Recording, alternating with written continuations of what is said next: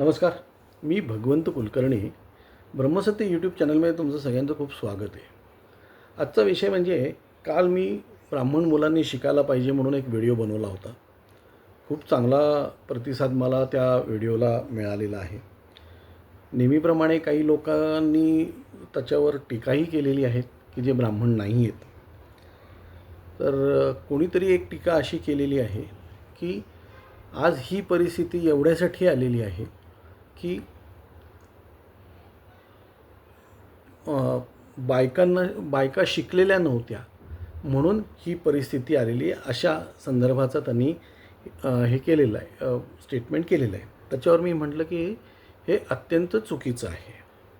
त्याच्यावर खाली कोणीतरी म्हटलेलं आहे की गोरे नावाचा कोणतरी माणूस आहे, ब्राह्मण नाही आहे, Sanket Gore, if I am not wrong, की काय म्हणतात त्याला, ॲब्सोल्युटली राईट. मला एक या व्हिडिओच्या माध्यमातून एक सांगू इच्छितो मी. ब्राह्मण स्त्रिया ह्या कायमच शिक्षित होत्या. म्हणजे लाखातून एखादी स्त्री की जी निरक्षर असेल, नाहीतर अगदी पूर्वीपासनं ब्राह्मण स्त्रिया यांना लिहिता वाचता येत होतं. आणि त्यांना लिहिता वाचता येत होतं म्हणूनच मी सांगतो की जी प्रगती झालेली आहे, काय ब्राह्मणांच्या प्रगतीमध्ये जो सिंहाचा वाटा आहे, त्याच्यामध्ये आईचा रोल म्हणजे त्या मातेचा रोल हा खूप मोठा आहे. आणि माता चांगली असली तर काय काय घडू शकतं, काय चांगल्या गोष्टी घडू शकतात याचं ज्वलंत उदाहरण तर एक आमची म्हणजे ब्राह्मण हे आहेच, पण राजमाता जिजाबाई साहेब त्या विजनरी होत्या. त्या काय म्हणतात त्याला, सुशिक्षित होत्या आणि विजनरी दोन्हीही होत्या. म्हणून आज शिवाजी महाराज त्या घडवू शकल्या.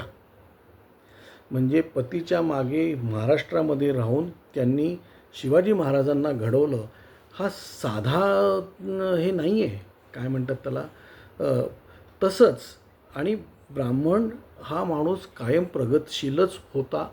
कारण तुम्ही बघितलं तर जेव्हा शिवाजी महाराज आग्र्याहून निसटले, आणखीन त्यांनी आग्र्याहून सुटका झाली त्यांची.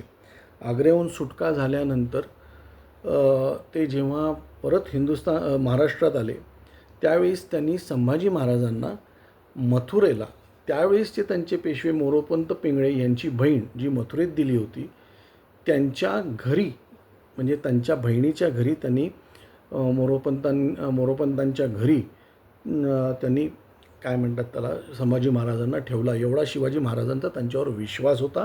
आणि त्या काळात जेव्हा दळणवळण एवढं मोठं नव्हतं, तेव्हासुद्धा मोरोपंतांची बहीण ही मथुरेला दिली होती. त्यावेळेस मथुरेमध्ये मराठी ब्राह्मण होते, आजही आहेत.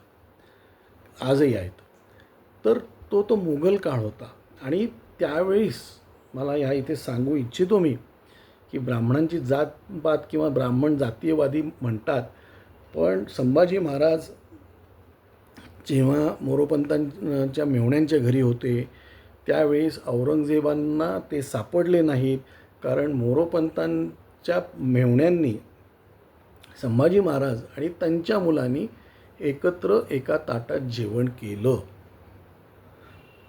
म्हणून ते देशनिष्ठ धर्मनिष्ठ हे ब्राह्मण असतात. हा त्याचा एक ज्वलंत मोठं उदाहरण आहे.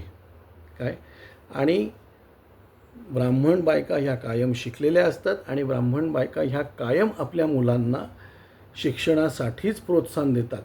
त्या दुसऱ्या कुठल्या वाममार्गाच्या गोष्टीसाठी प्रोत्साहन देत नाहीत. काय आज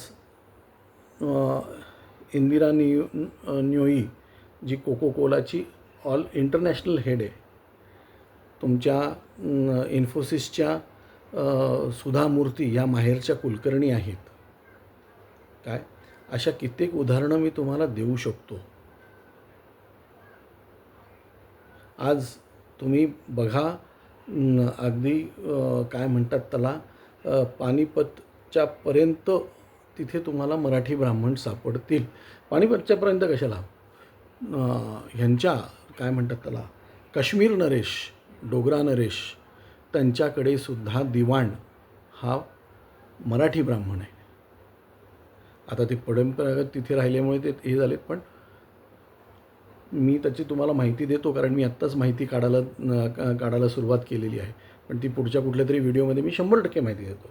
म्हणून मी म्हणून हे स्पेशल म्हणजे हा out of the box video बनवलेला आहे. त्या कमेंटला धरून मी विसरायच्या आधी मी हा व्हिडिओ बनवलेला आहे. त्याच कमेंटवर आणखीन पण एक मी व्हिडिओ एक थोड्या वेळात बनवणार आहे. पण हा व्हिडिओ की ब्राह्मण बायका ह्या कायम सुशिक्षित होत्या, शिक्षित होत्या, त्या काळातल्या त्यांना सगळं लिहिता वाचता येत होतं. संस्कृतचं सुद्धा बऱ्यापैकी ज्ञान होतं त्यांना, कळलं का?